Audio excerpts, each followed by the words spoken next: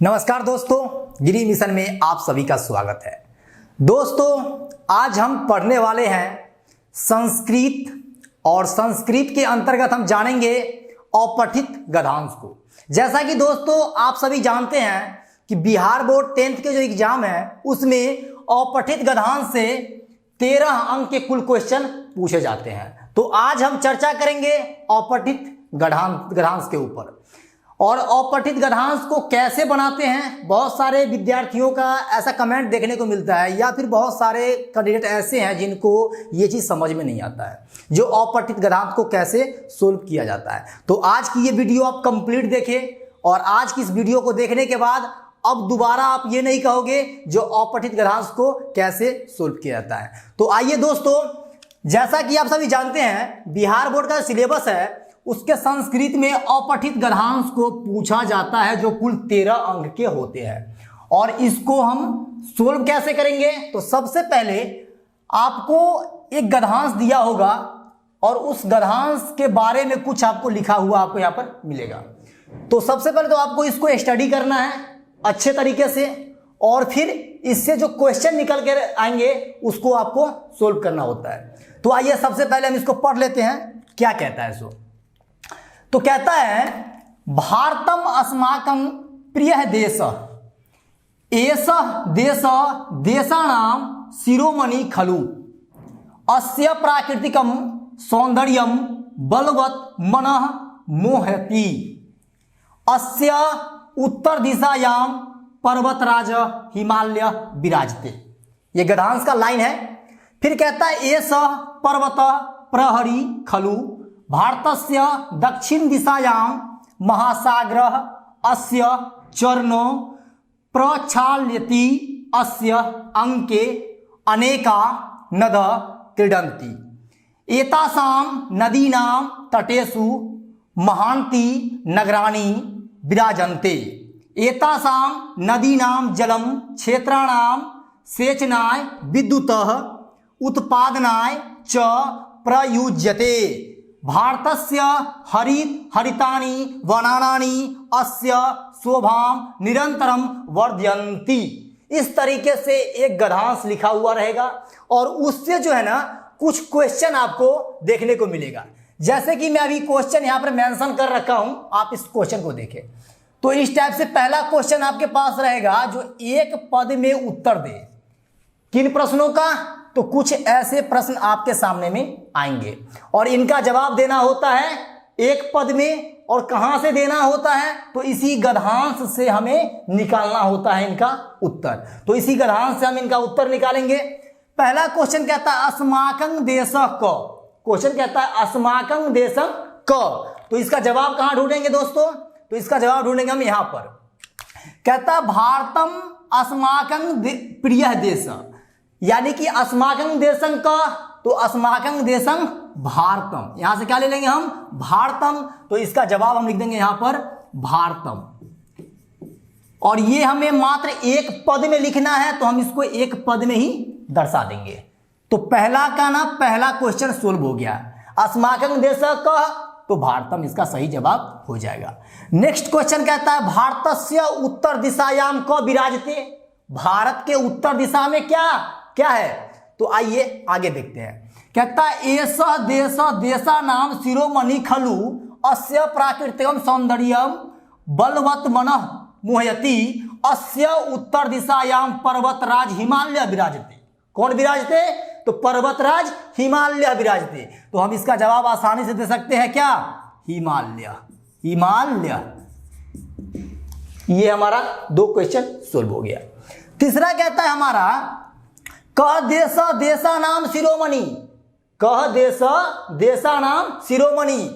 तो अब इसको हम पढ़ते हैं। भारतम अस्माकं प्रियं देश एष देश देशानाम शिरोमणि खलु। साफ साफ लिखा हुआ है भारतम अस्माकं प्रिय देश एष देश देशानाम शिरोमणि खलु। किसका नाम शिरोमणि है? तो भारतम। तो इसका सही जवाब हो जाएगा क्या?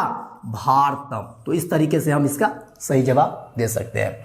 अगला क्वेश्चन कहता है हिमालय खलु भारतस्य क। हिमालय खलु भारतस्य क। तो अब आइए इस गद्यांश को पढ़ते हैं और इसका आंसर हम निकालते हैं। भारतम अस्माकं प्रिय देश एष देशानां शिरोमणि खलु अस्य प्राकृतिकं सौंदर्यं बलवत्मनः मोहति अस्य उत्तर दिशायां पर्वतराज हिमालय विराजते एष पर्वत प्रहरी खलु। क्या खलु? क्वेश्चन क्या कहता है हमारा? हिमालय खलु भारतस्य क। तो सही जवाब इसका हो जाएगा प्रहरी। क्या हो जाएगा? प्रहरी। तो इस तरीके से हमारा ये एक पद वाला जो आंसर था ये बन गया, यानी एक पद से जितने भी क्वेश्चन थे वो हमने सोल्व कर दिया। ठीक, अब इसके नीचे आपका रहेगा पूर्ण वाक्य में उत्तर दें। इसी गद्यांश को पढ़े और इसी गद्यांश से इन सभी प्रश्नों का पूर्ण वाक्य में जवाब दे। तो आइए जवाब देते हैं। पहला क्वेश्चन कहता है भारतस्य अंके का क्रीडन्ति। भारतस्य अंके का क्रीडन्ति। जवाब ढूंढते हैं यहां पर। भारतम अस्माकं प्रिय देश एष देशानां शिरोमणि खलु अस्य प्राकृतिकं सौंदर्यं बलवत्मनः मोहति अस्य उत्तर दिशायां पर्वतराज हिमालय विराजते एष पर्वत प्रहरी खलु भारतस्य दक्षिण दिशायां महासागराय अस्य चरणो प्रक्षाल्यति। क्वेश्चन क्या कहता है हमारा? भारतस्य अंके क क्रीडन्ति। फिर आगे चलते हैं। अस्य अंके अनेका नद क्रीडन्ति।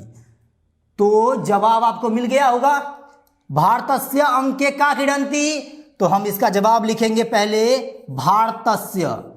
भारतस्य यानी कि क्वेश्चन को एक बार लेकर चलेंगे। भारतस्य और अंके और का के जगह पर ढूंढेंगे यहां पर। अस्य अंके अनेका, क्या? अनेका नद क्रीडन्ति। यहां से लेकर के यहां तक इसका जवाब हो जाएगा। क्या हो जाएगा? भारतस्य अंके अनेका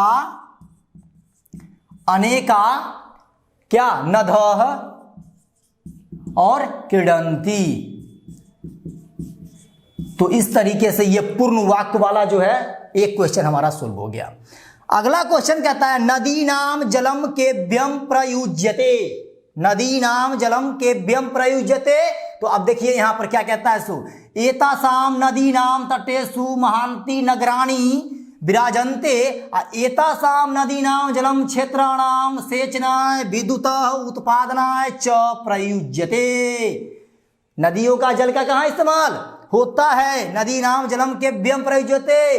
तो यहां से लिख सकते हैं नदीनां जलम से, यहां से क्षेत्राणाम सेचनाय विद्युत उत्पादनाय च, यहां तक हम लिख सकते हैं। तो आइए हम इसको लिखते हैं। लिखेंगे नदीनां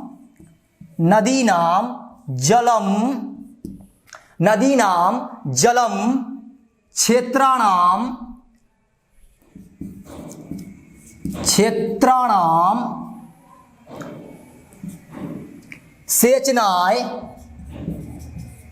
सेचनाय विद्युत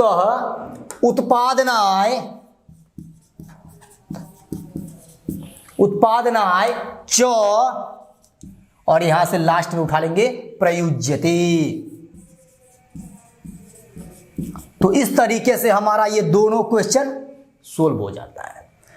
एक पद वाला भी क्वेश्चन और पूर्ण वाक्य वाला भी क्वेश्चन। इसके बाद हमारा एक क्वेश्चन और आता है, नंबर 3 देख रहे होंगे। अस्य अनुच्छेदस्य कृते समुचितं शीर्षकं यच्छत।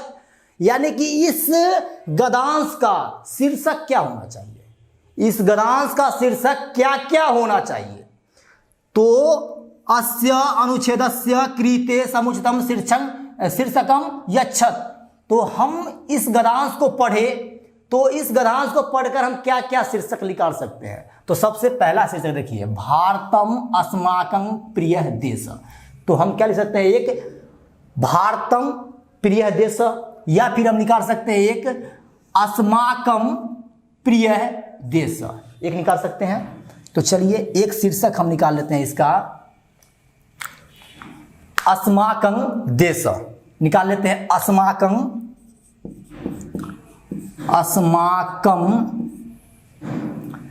देश, एक शीर्षक निकल गया। दूसरा शीर्षक यहां से क्या निकल सकता है?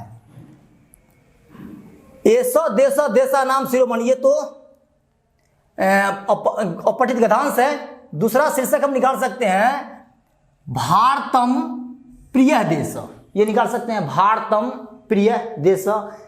तो निकाल लेते हैं भारतम प्रिय देश। और शीर्षक क्या निकाल सकते हैं हम? अस्माकं देश निकाल लिए, भारतम प्रिय देश निकाल लिए, प्रिय देश भारतम भी कह सकते हैं इसको हम, प्रिय देश भारतम भी कह सकते हैं, और अस्माकं प्रिय देश। और तीसरा हम क्या निकाल सकते हैं यहाँ से? भारतम अस्माकं प्रिय देश हो गया, एस देश देशानाम शिरोमणि खलु अस्य प्राकृतिकम सौंदर्यम, यानी इस गद्यांश को पढ़ने के बाद एक शीर्षक और निकल सकता है, तो निकल सकता है। तो नंबर तीसरा शीर्षक हम निकाल सकते हैं क्या? मम प्रिय है देश, क्या? मम प्रिय देश का, तो भारतम निकाल सकते हैं एक, मम प्रिय देश भारतम, ये भी निकल सकता है शीर्षक। यानी कि यहां से कहता है जो इस अनुच्छेद को पढ़ने के बाद आप कितने शिक्षक निकाल सकते हैं, कितने शीर्षक निकाल सकते, सॉरी शीर्षक निकाल सकते हैं। तो इस अनुच्छेद को पढ़ने के बाद जो है सो हम इस तरह का शीर्षक निकाल सकते हैं। क्या? अस्माकं देश निकाल सकते हैं, भारतम प्रिय देश निकाल सकते हैं, मम प्रिय देश भारतम भी निकाल सकते हैं। तो इस तरीके से ये गद्यांश हमारा कंप्लीट होता है। दोस्तों जैसा आप जानते हैं एग्जाम में आपको इसी तरीके से क्वेश्चन पूछा जाएगा और जिसके लिए अंक निर्धारित होगा 13 मार्क्स, और यही चीज बच्चों को नहीं आता है जिस कारण से वे 13 नंबर का क्वेश्चन छोड़ के चले जाते हैं। रीजन क्या होता है? रीजन होता है इसको समझना और इसको बनाना। तो आपने इस गद्यांश को अच्छे से समझा होगा। तो दोस्तों इसी तरीके से आप अपठित गद्यांश को बड़े ही आसानी से सोल्व कर सकते हैं, और ये कुछ इस टाइप से इसको हम सोल्व किए हैं। और अक्सर क्या होता है ना, अक्सर बच्चे लोग यही गलती करते हैं जो अपठित गद्यांश को एग्जाम में छोड़ के चले जाते हैं, क्योंकि उसको समझ में ही नहीं आता है जो इसको बनाना कैसा होता है। तो अगर आप ये कंप्लीट वीडियो देखे होंगे तो आपको अपठित गद्यांश अच्छे से समझ में आ गया होगा, जो इसको बनाना क्या होता है, बनाना कैसे होता है, और ये आपको 13 नंबर ला करके देगा अपठित गद्यांश। तो आई होप दोस्तों ये वीडियो आपको पसंद आई होगी। वीडियो पसंद आई है तो वीडियो को लाइक कर दे, शेयर कर दे, और चैनल पे पहली बार आया तो सब्सक्राइब करके बेल आइकन को भी प्रेस कर ले, ताकि आने वाली वीडियो की नोटिफिकेशन आपको टाइम टू टाइम मिलता रहे। दोस्तों मैं अंबरगिरी आपसे फिर मिलता हूं एक नेक्स्ट वीडियो में, तब तक के लिए जय हिंद, वंदे मातरम।